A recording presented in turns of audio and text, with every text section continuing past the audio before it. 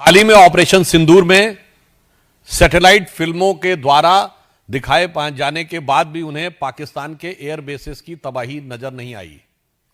इससे पूर्व भी अनेक मौकों के ऊपर उनको बहुत कुछ नजर नहीं आया। जब सीए आया था तो उनको उसमें सीए के नोटिफिकेशन में परसिक्यूशन शब्द नजर नहीं आया। उसी दृष्टि दोष के चलते हुए, being marred by that myopic view and the blurred vision, or rather than you can say motivated and nefarious vision, they are unable to see what is being categorically explained. प्रधानमंत्री श्री नरेंद्र मोदी जी के नेतृत्व में कैबिनेट ने भारत की जनगणना कराने का निर्णय लिया और इसके बाद जो भी प्रेस रिलीज जारी हुई उसमें स्पष्ट रूप से कहा गया कि जनगणना के साथ सामाजिक आर्थिक मूल्यांकन और जातियों की जनगणना भी स्वतंत्र भारत के इतिहास में पहली बार होगी। जिस संबंध में पहली प्रेस रिलीज 30 अप्रैल को हुई, दूसरी 4 जून को और 15 जून को, जिसमें स्पष्ट रूप से यह कहा गया, और जो कहा गया उससे ज्यादा इंपॉर्टेंट होता है जो किया गया हो। बिहार में 2022 में हमारी ही गठबंधन सरकार ने जातिगत सर्वेक्षण करने का निर्णय लिया था, परंतु वो पार्टी जिसने स्वतंत्र भारत में जातिगत गणना रुकाने का निर्णय लिया था, 1951 में किसने रोका था? जिसने पिछड़ों के हक को मारने के लिए काका कालेलकर कमेटी की रिपोर्ट नहीं जारी होने दी, मंडल की रिपोर्ट नहीं जारी होने दी, वो अचानक आज आकर जो कहने का प्रयास करते हैं और जो लिखा हुआ भी है उसको नहीं पढ़ पाते हैं। मुझे लगता है इसके द्वारा उनकी राजनीति का तत्व सामने आ जाता है। अब मैं बताना चाहता हूं, प्रधानमंत्री मोदी जी के नेतृत्व में भारतीय जनता पार्टी और एनडीए की सरकार का विचार क्या है? हम कहते हैं सबका विश्वास, सबका प्रयास। अब इसीलिए हमारी सरकार जिस विषय को लेकर सामाजिक सांस्कृतिक सर्वेक्षण, सामाजिक और आर्थिक सर्वेक्षण और जातिगत जनगणना कराना चाह रही है, उसके पीछे हमारा उद्देश्य है सभी जातियों की पहचान, सभी जातियों को सम्मान और सबसे पिछले छोर पर खड़ी हुई जातियों का उत्थान। मगर जो इंडिया गठबंधन और कांग्रेस की सोच क्या है? केवल अपने अपने परिवार का उत्थान और उसके लिए जातियों में घमासान। हमारी सोच और उनकी सोच में एक मूलभूत अंतर है। हम सभी जातियों की पहचान, उनका सम्मान और उनके उत्थान के लिए समर्पित हैं। ये अपने परिवार को सारा मिष्ठान, उसके लिए सब वर्गों में हो जाए घमासान, ये उससे ज्यादा प्रेरित है। ऑन द टेक्निकल एस्पेक्ट मैं कहना चाहूंगा, इतने लंबे समय तक सरकार में रहने के बाद कम से कम कांग्रेस पार्टी को टेक्निकल इश्यूज समझने चाहिए। जातिगत जनगणना का नोटिफिकेशन केंद्र के द्वारा होता है। राज्य जातिगत जनगणना कर ही नहीं सकते तो किस राज्य के नोटिफिकेशन को दिखा रहे हो? वो केवल सर्वे कर सकते हैं। सर्वे को नोटिफाई करने का प्रोसीजर अलग है, उसका स्टैच्यूटरी प्रोसीजर नहीं है, गवर्नमेंट ऑर्डर है। जातिगत जनगणना केंद्र के द्वारा की जाती है, उसका स्टैच्यूटरी प्रोसीजर है, followed by the government order है। और वैसे देखिए, ये स्वयं जिस तेलंगाना राज्य का उदाहरण दे रहे हैं, पहली बात तो वहां सर्वेक्षण हो रहा है, सेंसस नहीं, स्पष्ट समझना चाहिए। गणना नहीं हो रही है, सर्वे हो रहा है। दूसरा, जिस राज्य का उदाहरण दे रहे हैं वहां के मुख्यमंत्री तो अभी बोल रहे हैं, उनका आज ही का बयान आया है कि पैसे की कमी हो गई है,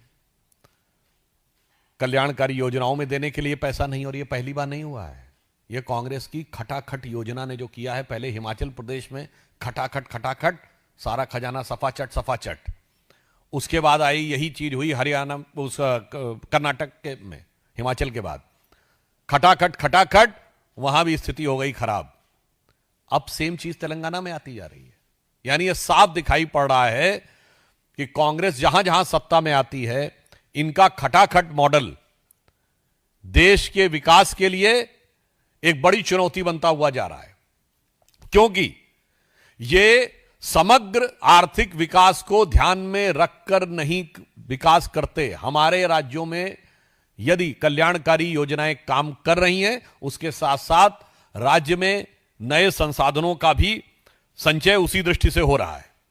इसलिए मैं एक पंक्ति में कहना चाहूं, जहां जहां ही कांग्रेस आई वहां वहां आर्थिक दृष्टि से हो गई तबाही। और यह उदाहरण हिमाचल, कर्नाटक और उसके बाद तेलंगाना में दिखाई पड़ रहा है। इसलिए मैं कांग्रेस पार्टी से स्पष्ट रूप से कहना चाहूंगा कि आप वो पार्टी हैं जो जातिगत आधार के ऊपर इस देश में एक दूसरे से लड़ाकर अपनी राजनीतिक रोटी सेकना चाहते थे। ये वो पार्टी है जिनके समर्थकों ने कभी, याद करिए, बिहार में एक दौर में नारा चलता था, भूरा बाल निकाल रहा हूं, ये 4 जातियों का प्रतीक था।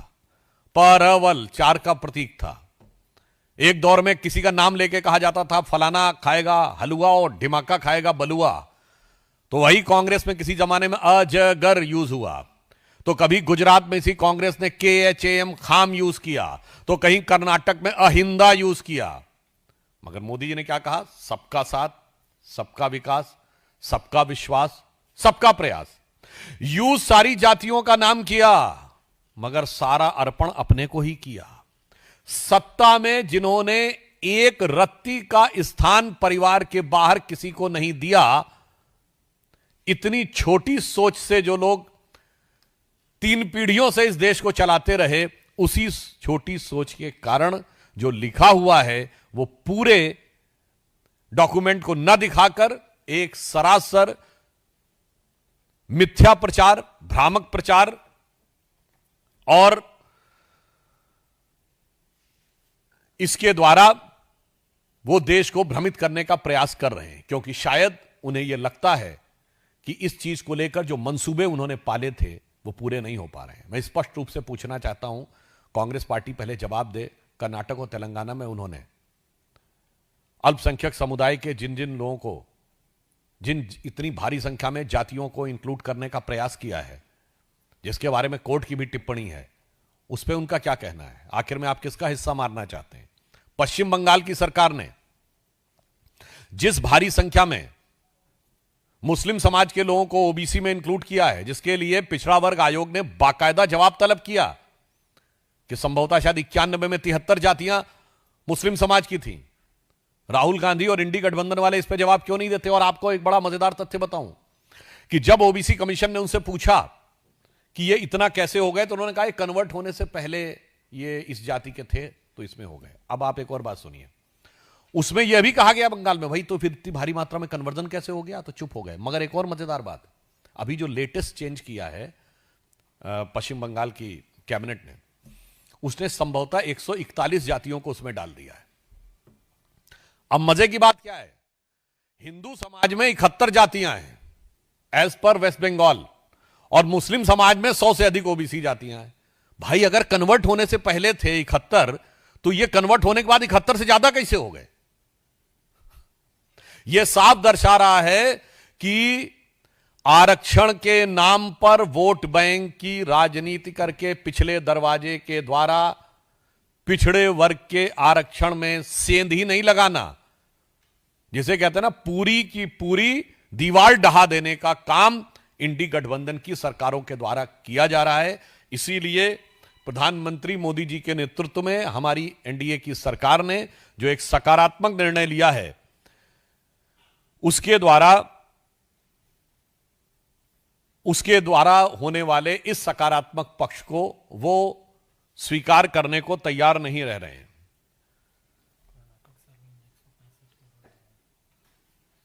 वैसे कर्नाटक में सर्वे में उन्होंने 165 करोड़ रुपए लगाए हैं और आप कह रहे हैं रीसर्वे कराएंगे। और याद करिए, कर्नाटक के डिप्टी सीएम मात्र साल भर पहले की बात है, यह भी बोल चुके थे कि सर्वे जारी नहीं होने दूंगा। यह ऑन रिकॉर्ड दिया गया बयान था, वहां खुद ही घमासान हो रहा था। तो अब पहले मैं उनसे पूछना चाहता हूं कि आपने कर्नाटक में सर्वेक्षण कराया तो पहले गलत कराया था क्या, या फिर रीसर्वे क्यों करवा रहे हैं? अब तेलंगाना में कह रहे हैं कि करवाएंगे। फिर से। और तेलंगाना में जो आपने सर्वेक्षण कराया है उससे जो अनुपात निकल के आया, मैं राहुल गांधी से सीधा पूछना चाहता हूं, उस अनुपात में मंत्रिमंडल में परिवर्तन किया कि नहीं? आज सबसे ज्यादा ओबीसी मंत्री मोदी जी की सरकार में है। मैं पूछना चाहता हूं तेलंगाना में कितने ओबीसी मंत्री हैं? और मैं राहुल गांधी जी से भी पूछना चाहता हूं और कांग्रेस पार्टी से कि 2014 में जब डॉक्टर मनमोहन सिंह जी की सरकार ने इस्तीफा दिया, कितने ओबीसी मंत्री थे? 2-3 भी नहीं थे पूरी कैबिनेट में। इसलिए इससे बहुत साफ हो जाता है कि इनका उद्देश्य समाज के अंदर भ्रम पैदा करना और अपने परिवार के हाथ में सत्ता रखना है। चूंकि वह उद्देश्य बिखरता हुआ नजर आ रहा है, इसलिए इस प्रकार के प्रपंच, झूठ और मिथ्या प्रचार का सहारा लिया जा रहा है।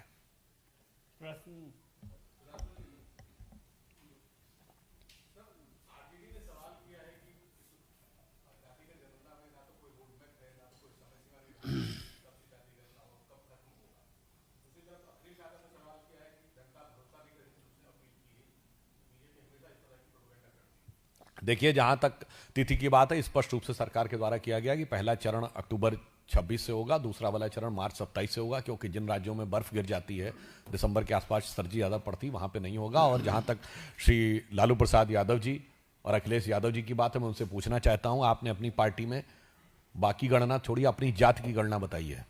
अपनी जाति में आपने अपने परिवार के अलावा किसी को सत्ता दी? जिस दिन मुख्यमंत्री का पद छोड़ने की बात आई तो लालू प्रसाद यादव जी ने क्या किया? पहले मेरा साला, उसका जलवा चलता था, फिर मेरी पत्नी, फिर मेरा बेटा, फिर मेरा दूसरा बेटा, फिर मेरी बेटी, फिर मेरी दूसरी बेटी। और धरती पुत्र मुलायम सिंह जी, जब सत्ता की बात आई तो भाई भी नहीं, बेटा ही नजर आया। तो इससे साफ समझ में आता है कि जातिगत जनगणना के मुद्दे के ऊपर इनका उद्देश्य अपनी जाति में भी एक की गणना नहीं है। अपनी जाति में भी किसी एक भी व्यक्ति को यह सत्ता देने को तैयार नहीं है। इससे यह समझ में आ जाता है कि ये किस प्रकार की भावना रखते हैं। और लालू प्रसाद यादव जी का तो सबसे दुर्दांत और दुर्भाग्यपूर्ण और भर्त्सना योग्य जो चित्र आया है, उस पर सफाई देनी चाहिए कि बाबा साहब अंबेडकर की फोटो पैरों के आगे रखे हुए ये वही पार्टी है, ये कोई तो संयोग मत मानिएगा, जिसने बिहार में लंबे समय तक ग्राम पंचायत और परिषद में दलितों को आरक्षण नहीं दिया था, जिसके दौरे हुकूमत में दलितों की सबसे ज्यादा हत्याएं होती थी। ये समाजवादी पार्टी वही पार्टी है जिसके दौरे हुकूमत में दलितों का रिजर्वेशन इन प्रमोशन बैकडेट से खत्म किया गया था, यानी जो लोग प्रमोट हो गए थे उन्हें रिवर्ट कर दिया गया था। ये वही पार्टी है जिसने